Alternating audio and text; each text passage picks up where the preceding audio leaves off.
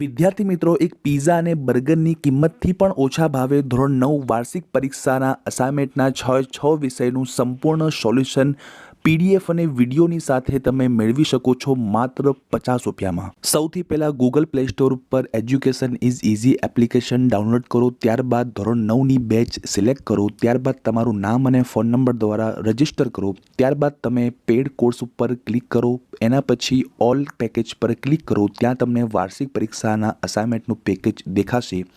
ત્યાં તમે ક્લિક કરતાં બાય પેકેજ ઉપર ક્લિક કરતાં તમારા નામ અને ફોન નંબર નાખ્યા પછી તમે કોઈ પણ માધ્યમ દ્વારા ઓનલાઈન 50 રૂપિયા પેમેન્ટ કરીને તમે પેકેજ ખરીદી શકો છો। આપણે ચેપ્ટર નંબર 12ની નંબર 1 લોકમતના મુદ્રિત માધ્યમો। જવાબ: વિવિધ ભાષાઓમાં પ્રકાશિત થતા દૈનિક વર્તમાનપત્રો, અઠવાડિકો, માસિકો જેવા સામયિકો અને વિશિષ્ટ લેખો વગેરે લોકમત ઘડનારા મુદ્રિત માધ્યમો છે। આ માધ્યમોમાં રજૂ થતા સમાચારો, મંતવ્યો, અભિપ્રાયો વગેરે વાંચીને વિવિધ વિચારસરણી ધરાવતા લોકો એક જ ઘટના કે પ્રસંગ વિશે જુદા જુદા તારણો પર આવે છે। સરકાર માત્ર તેની સિદ્ધિઓની કે સફળતાઓની જાહેરાત કરે અને પોતાની નિષ્ફળતાઓ કે ખામી છુપાવે એવું પણ બની શકે છે। આ સંજોગોમાં અખબારી સ્વતંત્રતા હશે તો જ મુદ્રિત માધ્યમો સરકારની કામગીરીનું સાચું ચિત્ર મૂલ્યાંકન આમ જનતા સુધી પહોંચી શકશે। અખબાર સ્વતંત્ર હશે તો સમતોલ અને તટસ્થ સમાચારો પ્રજા સુધી પહોંચી શકશે। 2 નંબરનો પ્રશ્ન છે, તફાવત આપો રાષ્ટ્રીય પક્ષો અને પ્રાદેશિક પક્ષો। રાષ્ટ્રીય પક્ષો તે રાજકીય પક્ષોનું કાર્યક્ષેત્ર સમગ્ર દેશમાં વિસ્તરેલું હોય તે રાષ્ટ્રીય પક્ષો કહેવાય, અને જે રાજકીય પક્ષોનું કાર્યક્ષેત્ર એક જ રાજ્ય કે પ્રદેશ પૂરતું સીમિત હોય તે પ્રાદેશિક પક્ષો કહેવાય। કોઈ રાષ્ટ્રીય કે પ્રાદેશિક પક્ષને માન્યતા આપવા માટે ચૂંટણી પંચે ચોક્કસ ધોરણો નક્કી કર્યા છે। જે રાજકીય પક્ષનો પ્રભાવ માત્ર અમુક રાજ્ય કે પ્રદેશ પૂરતો મર્યાદિત હોય તેને ચૂંટણી પંચ પ્રાદેશિક પક્ષ તરીકે માન્યતા આપે છે। આપણા દેશમાં ભારતીય રાષ્ટ્રીય કોંગ્રેસ, ભારતીય જનતા પક્ષ, communist party of India, Bahujan Samajwadi party વગેરે રાષ્ટ્રીય પક્ષો છે। પંજાબનો અકાલી દળ, બિહારનો રાષ્ટ્રીય જનતા દળ, ઉત્તર પ્રદેશનો સમાજવાદી પક્ષ, જમ્મુ કાશ્મીરનો નેશનલ કોન્ફરન્સ, મહારાષ્ટ્રની શિવસેના, દિલ્હીની આમ આદમી પાર્ટી વગેરે પ્રાદેશિક રાજકીય પક્ષો છે। તફાવત આપો સંસદીય લોકશાહી અને પ્રમુખીય લોકશાહી। સંસદીય લોકશાહી લોકસભામાં સ્પષ્ટ બહુમતી ધરાવતા નેતાને રાષ્ટ્રપ્રમુખ વડાપ્રધાન તરીકે નિમે છે। રાષ્ટ્રના વડાપ્રમુખને વડા સીધી રીતે ચૂંટે છે। સમગ્ર પ્રધાનમંડળ સંસદને જવાબદાર હોય છે। પ્રધાનમંડળ સંસદને જવાબદાર હોતું નથી। પ્રધાનમંત્રી સંસદની બહુમતીનો વિશ્વાસ ધરાવે ત્યાં સુધી સત્તા પર રહી શકે છે। પ્રધાનમંત્રીના પ્રધાનો પ્રમુખની ઈચ્છા હોય ત્યાં સુધી જ હોદ્દા પર રહી શકે છે। રાષ્ટ્રપ્રમુખ દેશના બંધારણીય વડા છે, જ્યારે વહીવટી વડાપ્રધાન અને તેમના પ્રધાનો છે। પ્રમુખ દેશના વહીવટી વડા તેમજ બંધારણના વડા છે। પ્રધાનો વડાપ્રધાનના સાથીદારો છે। પ્રધાનો પ્રમુખના અમલદારો ગણાય છે। આગળ વાત કરીએ આપણે નંબર 4ની, ટૂંક નોંધ લખો ભારતમાં ચૂંટણી તંત્ર। ભારત વિશ્વમાં સૌથી વધારે મતદારો ધરાવતો લોકશાહી દેશ છે। ભારતની લોકશાહી વિશ્વમાં સૌથી મોટી લોકશાહી છે અને ચૂંટણી એ લોકશાહીનું મહત્વનું લક્ષણ છે। ચૂંટણીઓનું તટસ્થ રીતે સંચાલન થાય એ માટે ભારતના બંધારણમાં સ્વતંત્ર અને સ્વાયત્ત ચૂંટણી પંચની જોગવાઈ કરવામાં આવી છે। ચૂંટણી પંચ ચૂંટણી પ્રક્રિયાનું સંચાલન, નિયમન અને નિરીક્ષણ કરે છે। ચૂંટણી પંચ સંસદ, રાજ્યોની વિધાનસભા અને વિધાન પરિષદો, રાષ્ટ્રપ્રમુખ, ઉપરાષ્ટ્રપ્રમુખ વગેરેની ચૂંટણી કરે છે। ચૂંટણીની તારીખો, જાહેરાત, ઉમેદવારો પત્રો ભરવા, ઉમેદવારો પત્રોની ચકાસણી, ઉમેદવારો પત્ર પાછા ખેંચવાની તારીખ, ઉમેદવારોની અંતિમ યાદીની જાહેરાત, ઉમેદવારો ચૂંટણી પ્રતીકોની ફાળવણી, ચૂંટણી ઝુંબેશ, મતદાન અને ચૂંટણીના પરિણામ વગેરે બાબતો અંગેના કાર્યો કરે છે। ટૂંક નોંધ લખો ચૂંટણી પંચ અને રાજકીય પક્ષો। ચૂંટણી પંચ ભારતના રાષ્ટ્રપ્રમુખો ચૂંટણી પંચના અધ્યક્ષ અને અન્ય સભ્યોની નિમણૂક કરે છે। ભારતમાં સમગ્ર ચૂંટણી પ્રક્રિયાનું સંચાલન, નિયમન અને નિરીક્ષણ ચૂંટણી પંચ કરે છે. ચૂંટણી પંચ રાષ્ટ્રપ્રમુખ, ઉપરાષ્ટ્રપ્રમુખ, સંસદ, રાજ્યોની ધારાસભાની ચૂંટણીઓની વ્યવસ્થા કરે છે. તે ચૂંટણી અંગેની તમામ જવાબદારીઓ સંભાળે છે. તે નિશ્ચિત તારીખોની ચૂંટણી યોજે છે અને મત ગણતરી કરી વધુ મતો મેળવનાર વિજયી ઉમેદવારોના નામ જાહેર કરે છે. રાજકીય પક્ષો. રાજકીય પક્ષો લોકશાહીનું એક મહત્વનું લક્ષણ છે. લોકશાહીના તંદુરસ્ત વિકાસ માટે દેશમાં 2-3 રાજકીય પક્ષો હોવા જોઈએ. એક પક્ષ કે બહુ પક્ષો લોકશાહી માટે હાનિકારક છે. ચૂંટણી પંચ ચોક્કસ ધોરણો અનુસાર રાજકીય પક્ષોને માન્યતા આપવાનું કાર્ય કરે છે. 6 નંબરમાં જોઈએ, ટૂંક નોંધ લખો. લોકમતના વીજાણુ માધ્યમો. રેડિયો, ટેલિવિઝન, ફિલ્મો વગેરે લોકમત ઘડનારા વીજાણુ માધ્યમો છે. આપણા દેશમાં નિરક્ષરતાનું પ્રમાણ વધારે હોવાથી વર્તમાનપત્રો અને સામયિકો કરતાં રેડિયો અને ટેલિવિઝનનું મહત્ત્વ વધારે છે. આ બે માધ્યમો દ્વારા દેશ અને દુનિયાની અગત્યની ઘટનાઓ ઘેર ઘેર સુધી પહોંચી જાય છે. સિનેમાના પડદા પર ફિલ્મો દ્વારા અસ્પૃશ્યતા, દહેજ પ્રથા, સ્ત્રીઓનું શોષણ, નિરક્ષરતા, ગરીબી વગેરે સામાજિક અને આર્થિક સમસ્યાઓ સચિત્ર રજૂ કરીને તેની સામે અસરકારક લોકમત ઊભો કરી શકાય છે. આજકાલ ફિલ્મો અને ટેલિવિઝનના કાર્યક્રમોમાં રજૂ થતી હિંસા, વિકૃતિ અને બીભત્સતાએ ખાસ કરીને બાળકો અને યુવાન વર્ગ પર માઠી અસર પહોંચાડી છે. સરકારે નીતિ, નિયમો અને કાયદા ઘડીને તેને અટકાવવાના ખાસ નિયંત્રણો મૂકવા જોઈએ. કારણ આપો. સંસદીય લોકશાહી અનોખી અને મહત્ત્વની છે.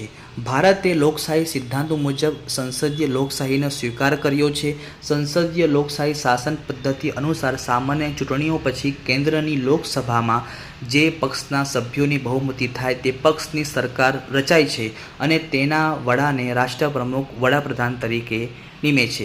બીજી સામાન્ય ચૂંટણી થાય ત્યાં સુધી એ સરકાર શાસન તંત્રની સત્તા ભોગવે છે. એ સમય દરમિયાન જો શાસક પક્ષ લોકસભામાં બહુમતી સભ્યોને વિશ્વાસ ગુમાવે તો સરકારને રાજીનામું આપવું પડે છે. આમ સંસદીય લોકશાહી અનોખી અને મહત્ત્વની છે. નંબર 2 જોઈએ, પ્રબળ સંગઠિત લોકશાહી માટે અત્યંત જરૂરી છે. પ્રબળ, જાગૃત, સંગઠિત લોકમત સરકારને આપખુદ ભ્રષ્ટાચારી અને ગેરવહીવટ કરતા અટકાવે છે. પ્રબળ લોકશાહીને લીધે સરકાર દેશહિત અને પ્રજાહિતની અવગણના કરી શકતી નથી. જાગૃત, બુદ્ધિશાળી, વિચારશીલ અને સુમાહિતગાર નાગરિકોને સરકાર ગેરમાર્ગે દોરી શકતી નથી. આમ પ્રબળ અને સંગઠિત લોકમત લોકશાહી માટે અત્યંત જરૂરી છે. વાત કરીશું આપણે આગળ. નંબર 3, ચૂંટણી એ લોકશાહીની પારાશીશી છે. લોકશાહીનો આધાર એટલે ચૂંટણી. ચૂંટણી વખતે ઉત્સવ જેવું વાતાવરણ જોવા મળે છે. ચૂંટણી વખતે પ્રજા તેમના પ્રતિનિધિનું મૂલ્યાંકન કરે છે. નિર્ધારિત લાયકાત ધરાવનાર વ્યક્તિને લોકો ચૂંટે છે. ચૂંટણીમાં લોકોના સમર્થન મેળવીને જ સત્તા સુધી પહોંચી શકાય છે. ચૂંટણી લોકશાહીને જીવંત અને ધબકતી રાખે છે. આમ ચૂંટણીઓ લોકમતને જાણવાનું મહત્ત્વનું માધ્યમ છે. તેથી તે લોકશાહીની પારાશીશી છે. નંબર 4, મતદાર લોકશાહીને જીવંત રાખે છે. આપણા દેશમાં લોકશાહી છે. અહીં મતદાન દ્વારા વિજેતા જાહેર થાય તે લોકપ્રતિનિધિ બને છે. ચૂંટણીમાં મતાધિકારો પોતાના મતનો ઉપયોગ કરીને પ્રતિનિધિ ચૂંટે છે અને બધા પ્રતિનિધિઓ રાજ્યો કે દેશનો વહીવટ ચલાવે છે. લોકશાહીનો સફળતા અને અસફળતાનો આધાર મતદારોએ ચૂંટેલા પ્રતિનિધિઓ પર રહે છે. આમ કહી શકાય કે મતદાર લોકશાહીને જીવંત રાખે છે. નંબર 5 જોઈશું, પ્રસાર માધ્યમો એ લોકમત કેળવવાનું સાધન છે. આધુનિક સમયમાં દેશ અને દુનિયાની ઘટનાઓ વિશે લોકો જાણી શકે, માહિતી મેળવી શકે એ માટે દૈનિક સમાચાર પત્રો, પાક્ષિકો અને સામયિકો મહત્ત્વ ધરાવે છે. આવા માધ્યમોથી લોકોને સાચી માહિતી મળી શકે છે. વિચારસરણી ધરાવતા વ્યક્તિઓ પોતાના અભિપ્રાયો આપે છે જેની સાચી, તટસ્થ અને કોઈ પણ પ્રકારના પૂર્વગ્રહ વગરની હોય તે જરૂરી છે, જેથી ખોટો લોકમત ઊભો ન થાય. આથી અખબારી સ્વતંત્ર હોવું જરૂરી છે. ત્યારબાદ લોકમત ઘડનારામાં રેડિયો, ટેલિવિઝન, સિનેમા જેવા દ્રશ્ય શ્રાવ્ય માધ્યમોનું સ્થાન ખૂબ જ મહત્ત્વનું છે. જ્યાં નિરક્ષરતાનું પ્રમાણ વધારે હોય ત્યાં વીજાણુ માધ્યમ વધુ અસરકારક છે. દેશ વિદેશની ઘટનાઓમાં આજે રેડિયો કે ટેલિવિઝન દ્વારા તે જ સમયે જીવંત પ્રસારણ દ્વારા વ્યક્તિ સુધી સરળતાથી પહોંચી શકાય છે. આમ પ્રસાર માધ્યમો અને લોકમત કેળવનારનું સઘન માધ્યમ છે. નંબર 6 જોઈએ, લોકશાહી રથના બે પૈડા છે, સત્તાધારી પક્ષ અને વિરોધ પક્ષ. સામાન્ય ચૂંટણીમાં જે પક્ષ સ્પષ્ટ બહુમતી મેળવી સરકારની રચના કરે છે તે સત્તાધારી પક્ષ બને છે, જ્યારે તેનાથી ઓછા મત મેળવનાર પક્ષ વિરોધ પક્ષ બને છે. સત્તાધારી પક્ષ રાજ્ય વહીવટ ચલાવે છે. વિરોધ પક્ષ સત્તાધારી પક્ષના ખોટા અને જનતા માટે હાનિકારક નિર્ણયોની ટીકા કરી તેના પર અંકુશ રાખે છે. બે પૈડા સારા હોય તો જ રથ સુગમતાથી ચાલી શકે છે. એ જ રીતે લોકશાહીમાં સત્તાધારી પક્ષ અને વિરોધ પક્ષ પોતપોતાની ફરજો બજાવે તો જ લોકશાહી રૂપી રથ સારી રીતે ચાલી શકે છે. તેથી એમ કહેવાય છે કે લોકશાહી રથના બે પૈડા છે, સત્તાધારી પક્ષ અને વિરોધ પક્ષ. ડિસેમ્બરનો જોઈએ પ્રકરણ. નંબર 1, ઉત્તર ભારતના લોકો કેવો પોશાક પહેરે છે. ઉત્તર ભારતના પંજાબ અને હરિયાણાના પુરુષો ખુલતી સલવાર, લાંબી બાંયનો જબ્બો અને માથે પાઘડી પહેરે છે. કેટલાક પુરુષો જબ્બા પર ભરત કરેલ કોટી પહેરે છે. સ્ત્રીઓ સલવાર અને કમીઝ પહેરે છે. તે પંજાબી પોશાક તરીકે જાણીતો છે. જમ્મુ કાશ્મીરના પુરુષો લાંબી બાંયનો જબ્બો, જાકીટ પહેરે છે. સ્ત્રીઓ સલવાર કમીઝ અને માથે સ્કાર્ફ બાંધે છે. હિમાચલ પ્રદેશ અને ઉત્તરાખંડના લોકોનો પોશાક જમ્મુ કાશ્મીરના લોકોના પોશાક જેવો જ છે. વધુમાં અહીંના પુરુષો માથા પર ગઢવાલની ટોપી પહેરે છે, જ્યારે સ્ત્રીઓ માથે રૂમાલ બાંધે છે. ઉત્તર પ્રદેશના પુરુષો ધોતી અને પહેરણ પહેરે છે અને માથા પર ગમછો બાંધે છે. સ્ત્રીઓ સાડી, ચણિયો અને કબજો પહેરે છે. નંબર 2 જોઈએ, પશ્ચિમ ભારતના રહેઠાણો કેવા હોય છે. પશ્ચિમ ભારતમાં રાજસ્થાનના પશ્ચિમ ભાગમાં થરનું રણ આવેલું હોવાથી વરસાદ ઘણો ઓછો પડે છે. આથી અહીંના મોટાભાગના મકાનો ધાબાવાળા હોય છે. ગુજરાત, મહારાષ્ટ્ર, મધ્યપ્રદેશ, ગોવાના લોકો ઈંટ સિમેન્ટથી બનાવેલા પાકા અને સુવિધાવાળા મકાનોમાં રહે છે. જંગલ પ્રદેશમાં વસતા વનવાસી વાંસ અને લાકડામાંથી બનાવેલા છૂટા છવાયા ઝૂંપડામાં રહે છે. ઉત્તર ભારતના તહેવારો, ઉત્સવો. વૈશાખી અને લાહોરી પંજાબના તથા ઈદ અને મોહરમ જમ્મુ કાશ્મીરમાં મુખ્ય તહેવારો છે. હિમાચલ પ્રદેશમાં કુલ્લુમાં દશેરાનો તહેવાર અનોખી રીતે ઉજવવામાં આવે છે.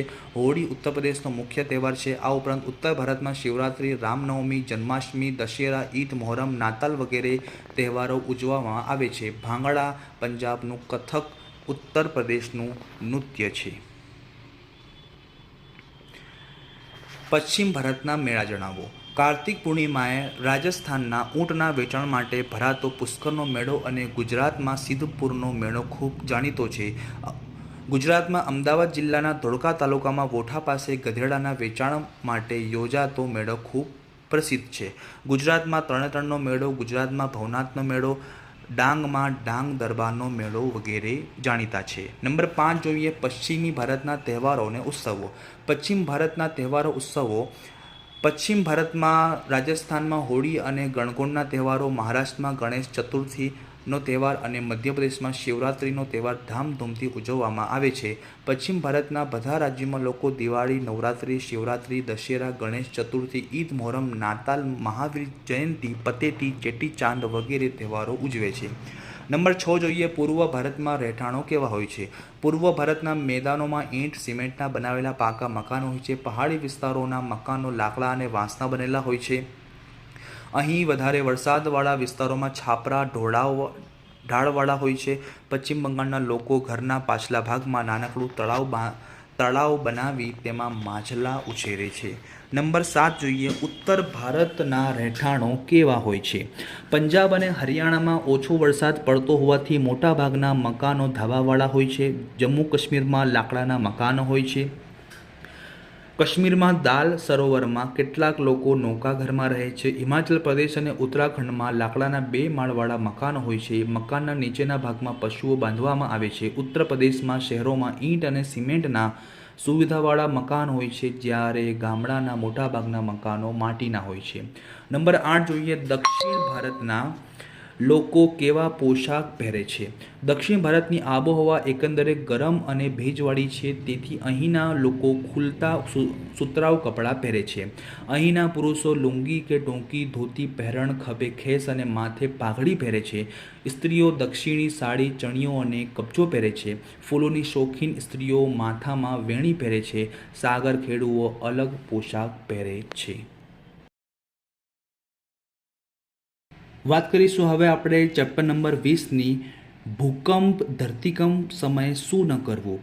ભૂકંપ સમયે ગભરાઈ ન જવું, બૂમાબૂમ કે નાસભાગ ન કરવી, ભૂકંપના આંચકાથી નીચે પડતી વસ્તુઓને રોકવાનો પ્રયાસ ન કરવો, બહુમાળી મકાનોમાંથી નીચે ઉતરવા માટે લિફ્ટનો ઉપયોગ ન કરવો, ભૂકંપ સમયે ઘરમાં લાકડાના કબાટ, તિજોરી અને અરીસાની બાજુમાં કે કાચના ઝુમ્મર નીચે ઊભા ન રહેવું, ઘરમાં વીજળી, ગેસ વગેરે ચાલુ ન રાખવા, ખોટી માન્યતાઓ કે અફવાઓથી બચવું.